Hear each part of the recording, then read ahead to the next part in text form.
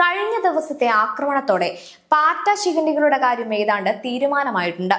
ഇനി സംഭവിക്കാൻ പോകുന്നത് പൊതുമുതൽ നശിപ്പിച്ചതിനും പോലീസ് ഉദ്യോഗസ്ഥരെ ഉൾപ്പെടെ ആക്രമിച്ചതിനും അഭിജിത്ത് ഉൾപ്പെടെ മുൻനിരയിലുള്ള പല ശിഖണ്ഡികളെയും സമയവും സാവകാശവും നോക്കി തൂക്കിയെടുത്ത് അകത്തിടും. കൂട്ടത്തിൽ അവിടെ പോയി പട്ടിഷോ കാണിക്കുന്ന ഫണ്ടഡ് സെലിബ്രിറ്റികളെയും തൂക്കിയെടുത്ത് അകത്തിടണേ മുരുക എന്നാണ് ഇപ്പോൾ പ്രാർത്ഥന. നീറ്റ് പരീക്ഷയുമായി ബന്ധപ്പെട്ട സമരമാണ് ഇപ്പോൾ നടക്കുന്നതെന്ന് തെറ്റിദ്ധരിച്ച ചോര തിളയ്ക്കുന്ന നിഷ്പക്ഷരോട് ഒന്നേ പറയാനുള്ളൂ. ഈ രാജ്യത്തെ യുവാക്കളുടെ ഭാവിയെക്കുറിച്ച് ഇന്നലെ മുളച്ച അഭിജിത്തിനും ശിഖണ്ഡി പ്രകാശ് രാജിനും സോനം വാങ്ചുങ്ങിനുമുള്ളതിനേക്കാൾ ഉത്തരവാദിത്ത ബോധം ഈ രാജ്യത്തെ പ്രധാനമന്ത്രി നരേന്ദ്ര ദാമോദർ ദാസ് മോദിക്കുണ്ടെന്ന് നിങ്ങളെക്കാൾ ബോധ്യം ഈ നാട്ടിലെ ജനങ്ങൾക്കുണ്ട്. അങ്ങനെ വിശ്വസിക്കാനുള്ള ക്രെഡിബിലിറ്റി അദ്ദേഹം ഈ കാലയളവിൽ ലോകത്തിന് മുന്നിൽ കാണിച്ചു തന്നിട്ടുമുണ്ട്. അദ്ദേഹത്തെ ജനങ്ങൾക്ക് വിശ്വാസമാണ്. നിങ്ങൾക്ക് വിശ്വാസം ഇന്നലെ വന്ന അഭിജിത്തും ലോക ഫ്രോഡ് പ്രകാശ് രാജുമാണേൽ ആയിക്കൊള്ളൂ എന്നേ പറയാനുള്ളൂ. എന്തായാലും നീറ്റ് എക്സാമിൽ നടന്ന ക്രമക്കേടുകൾ കണ്ടെത്തി കൃത്യമായ നടപടിയെടുക്കാൻ അന്വേഷണം ആരംഭിച്ചിട്ടുണ്ട്. അന്വേഷണ ഏജൻസികളിൽ പോരായ്മ ഉണ്ടെങ്കിൽ അത് നിങ്ങൾക്ക് ചൂണ്ടിക്കാണിക്കാം. അങ്ങനെ നടക്കുന്ന അന്വേഷണത്തിൽ കുറ്റക്കാർക്കെതിരെ കർശന നടപടിയും ഉണ്ടാവുമെന്ന ബോധ്യവും ജനങ്ങൾക്കുണ്ട്. കാരണം ഈ രാജ്യം ഭരിക്കുന്നത് നരേന്ദ്രമോദിയാണ്. നടന്നത് സർക്കാർ അഴിമതിയോ സർക്കാർ സ്പോൺസർഡ് ലീക്കുമല്ല, ഉദ്യോഗസ്ഥ തലത്തിൽ നടന്ന മോഷണമാണ്. മറ്റൊരാളും ഇത് ആവർത്തിക്കാത്ത നിലയിൽ അതിനുള്ള നടപടിയും ഉണ്ടാകും. ഇത്തരം സംഭവങ്ങൾ ഉണ്ടാകാതിരിക്കാൻ പുതിയ സംവിധാനം 2027 മുതൽ നിലവിൽ വരുമെന്ന് പ്രഖ്യാപിച്ചും കഴിഞ്ഞു. അതില്ല എങ്കിൽ നിങ്ങളുടെ ഭാഗത്തും ന്യായമുണ്ടെന്നേ. അല്ലാതെ ഇതിന്റെ പൂർണ്ണ ഉത്തരവാദിത്തം ഏറ്റെടുത്ത് കേന്ദ്ര വിദ്യാഭ്യാസ മന്ത്രി ധർമ്മേന്ദ്ര പ്രധാൻ രാജിവെക്കണം, നരേന്ദ്രമോദി രാജിവെക്കണം എന്നൊക്കെ പറഞ്ഞാൽ ദാ ആ കാണുന്നതാണ് കണ്ടം.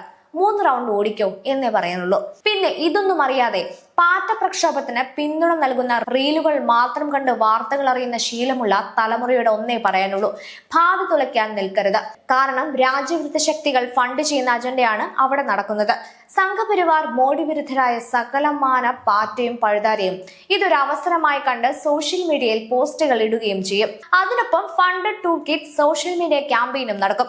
ഇവിടെ കേരളത്തിൽ PSC അട്ടിമറി നടന്നപ്പോൾ യുവാക്കളെ കുറിച്ച് ഓർമ്മയില്ലാത്ത നിങ്ങൾ ഫോളോ ചെയ്യുന്ന ലെഫ്റ്റ് ലിബറൽ അനുഭവമുള്ള മിക്ക സെലിബ്രിറ്റി ഇൻഫ്ലുവൻസർ പേജിലും പാർട്ടികൾക്ക് വേണ്ടി പോസ്റ്റുകൾ വന്നു തുടങ്ങും. അവരൊക്കെ രക്തം തിളച്ചാണ് പോസ്റ്റുകൾ ഇടുന്നതെന്ന് തെറ്റിദ്ധരിച്ചേക്കരുത്.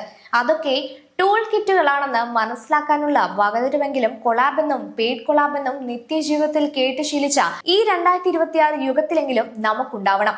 പണ്ട് ടൂൾ കിറ്റ് എന്ന് കേൾക്കുമ്പോൾ നമുക്ക് ന്യൂ ടേം ആയിരുന്നുവെങ്കിൽ ഇന്ന് പെയ്ഡ് കൊളാബ് കേട്ട് ശീലിച്ച നമുക്ക് അതിന്റെ അർത്ഥം മനസ്സിലാവുമെന്ന് വിശ്വസിക്കുന്നു.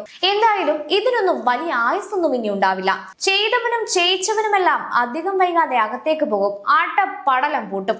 CA പ്രക്ഷോഭകാലത്തും കാർഷിക സമരകാലത്തും ഡൽഹിയിൽ കലാപത്തിന് കിണഞ്ഞു പരിശ്രമിച്ച ഇടതുപക്ഷ ആസാദി തുകയുടെ ഗ്യാങ് മുഴുവൻ ഇനിയിപ്പോ പാറ്റ എന്നും പറഞ്ഞ് ഇറങ്ങിയാൽ മനസ്സിലാവാതിരിക്കാൻ മാത്രം മണ്ടന്മാരല്ലോ ഈ രാജ്യത്തെ കോടിക്കണക്കിന് വരുന്ന ജനത. ഏറ്റവും ചുരുങ്ങിയത് ഇവറ്റകൾക്ക് മുഖംമൂടിയിട്ടാൽ അതിനുള്ളിൽ ഒളിച്ചിരിക്കാനെങ്കിലും ക്ഷമ വേണ്ടേ? 1-ാം ദിവസം കഴിഞ്ഞപ്പോൾ തന്നെ ആസാദി മുദ്രാവാക്യം, സംഘപരിവാറിനും ബ്രാഹ്മണിക്കൽ ഹിന്ദുത്വത്തിനെതിരെയുള്ള ബാനറുകൾ. സത്യത്തിൽ ഇവന്മാരെ കൂട്ടത്തോടെ ആരെങ്കിലും പൊട്ടന്മാരാക്കിയതാണോ അതോ പൊട്ടന്മാരെല്ലാരും ഒരുമിച്ച് കൂടിയതാണോ? എന്തായാലും രാജ്യവിരുദ്ധ ഫണ്ടിന്റെ പുറത്തു ചാടി വീഴുന്ന എല്ലാത്തിനെയും തൂക്കിയെടുത്തു കൊണ്ടുപോയി ഫ്ലഷ് ചെയ്യുന്ന ദിവസത്തിന് വേണ്ടി കാത്തിരിക്കാം.